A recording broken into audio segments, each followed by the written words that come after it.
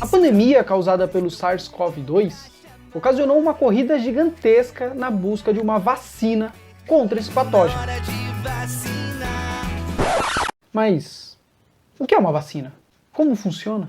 Quais são os tipos de vacina? Olá, esse é um canal para você que ama biologia e também para você que odeia. Eu sou o professor Renan e você está no fantástico mundo da biologia. As vacinas são imunizadores ativos. Então elas estimulam o seu sistema imunológico a produzir anticorpos contra um determinado antígeno. Os antígenos são os alvos que o nosso sistema imunológico vai buscar para poder destruir o patógeno. Uma vacina pode ser produzida com diferentes tipos de antígenos. Então existem diversos tipos de vacina, dependendo de qual antígeno ela utiliza. A maioria das vacinas são classificadas em atenuadas ou inativadas. Mas a terceira geração de vacinas, elas não utilizam o organismo inteiro, e sim partes desse organismo. Existem vacinas, então, que utilizam o organismo atenuado. Portanto, o indivíduo está vivo, mas ele não é mais patogênico. Primeiro, o vírus é isolado de um paciente, depois ele é injetado em uma cultura de células humanas que fazem a reprodução desse vírus. Esses vírus então são coletados e utilizados para infectar culturas de células de macacos, ou ovos de galinha embrionados. Os vírus naturalmente vão sofrer mutações genéticas, e por estarem nas células dos macacos, eles acabam sendo selecionados de maneira diferente do que se eles estivessem nas células humanas. Deste modo, os vírus eles se especializam em atacar as células dos macacos. Depois dessas alterações, eles acabam não conseguindo mais atacar as células humanas, e então eles estão prontos para serem utilizados como vacina. Vamos a algumas vantagens desse tipo de produção. O baixo custo, a imunidade duradoura, a fácil administração dessa vacina, e isso induz uma forte resposta dos linfócitos TCD8, que destroem as células infectadas. Então, é uma imunidade bem eficiente. Contudo, esse método também apresenta desvantagens.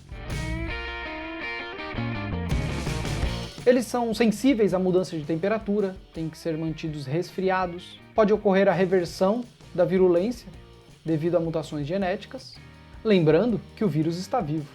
E esse tipo de vacina não deve ser aplicada em imunossuprimidos. Alguns exemplos desse tipo são a vacina para febre amarela, para pólio, rubéola, sarampo, cachumba, catapora e tuberculose. As vacinas que utilizam o organismo inativado ou morto são produzidas deste modo. Primeiro, ocorre o crescimento do patógeno em cultura de células humanas. Depois, ocorre a purificação desses vírus. Em seguida, esses vírus são inativados, normalmente por calor ou formaldeído. E então, a vacina está pronta para ser aplicada em seres humanos. Algumas vantagens desse tipo de vacinação são: não tem mutação ou reversão, uma vez que os indivíduos estão mortos ou inativados. Os antígenos estão na sua forma nativa, na sua forma original, a mesma que causa problema na gente. E esse tipo de vacina pode ser dado em imunossuprimidos.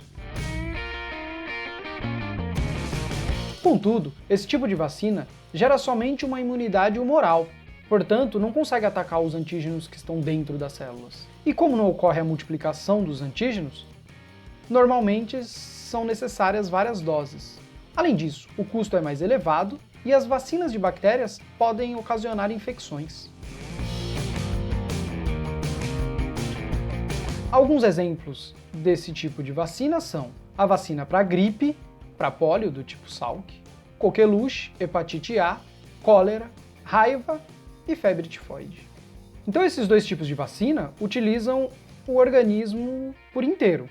E agora veremos algumas vacinas que não utilizam o organismo inteiro.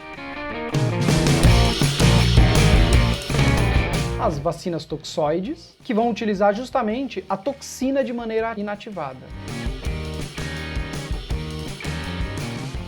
Primeiro, a toxina é isolada, depois ela é inativada por formol, em seguida a adição de um estabilizador, normalmente mercúrio, e um adjuvante, como o hidróxido de alumínio. Adjuvantes são componentes que ajudam a estimular o sistema imunológico.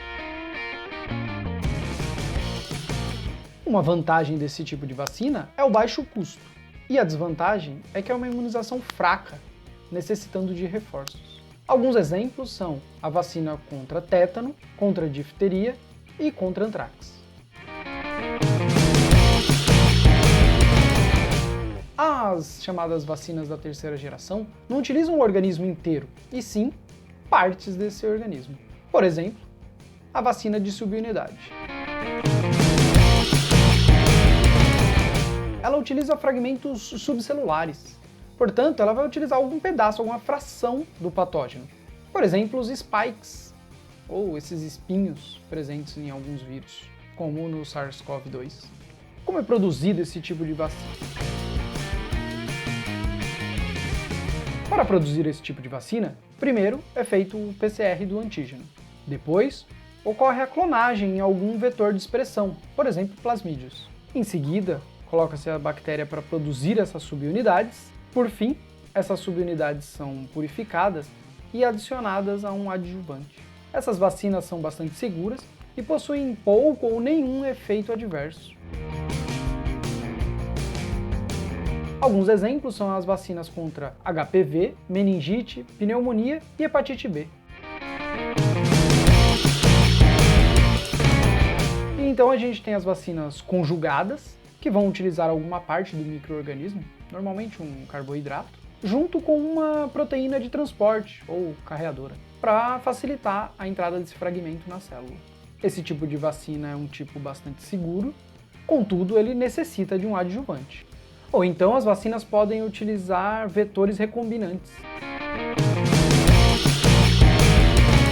Nesse caso, o gene de interesse é introduzido em algum outro vírus, por exemplo, um adenovírus, e aí quando o adenovírus entra na célula, ele injeta esse material genético, que não é o dele. Deste modo, nosso corpo vai e ataca. O interessante é que esse adenovírus não consegue se reproduzir, porque ele não está com o material genético dele. Uma vantagem é a alta probabilidade de gerar a resposta imune, contudo essas vacinas são instáveis, sensíveis à mudança de temperatura, existe um risco da reversão da virulência e também não deve ser aplicada em imunossuprimidos. E por fim, as vacinas gênicas, as grandes promissoras da terceira geração de vacinas. Elas podem ser tanto de DNA quanto de RNA. Elas são produzidas a partir de genes ou fragmentos de genes que codificam os antígenos. O gene de interesse é incorporado a um vetor de expressão, normalmente um plasmídio. Esse plasmídio transgênico é colocado no organismo. O grande desafio é fazer com que esse material genético entre na célula sem que ele seja destruído antes. E então nossas células começam a ler esses genes e produzir os antígenos a partir do material genético que está no plasmídio.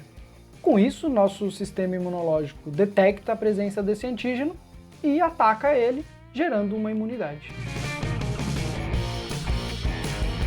Quando a vacina é de DNA, a partir do DNA é produzido um RNA mensageiro e a partir da leitura desse RNA mensageiro são produzidos os antígenos. Nessa vacina você tem o RNA mensageiro, que ao ser introduzido na célula, a ideia é que nossas células produzam um antígeno, ativando assim nosso sistema de defesa, consequentemente gerando uma imunidade.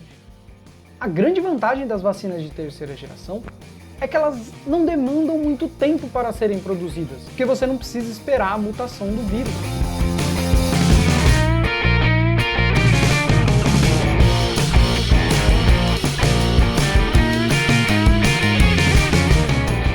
Falei HPV? HPV.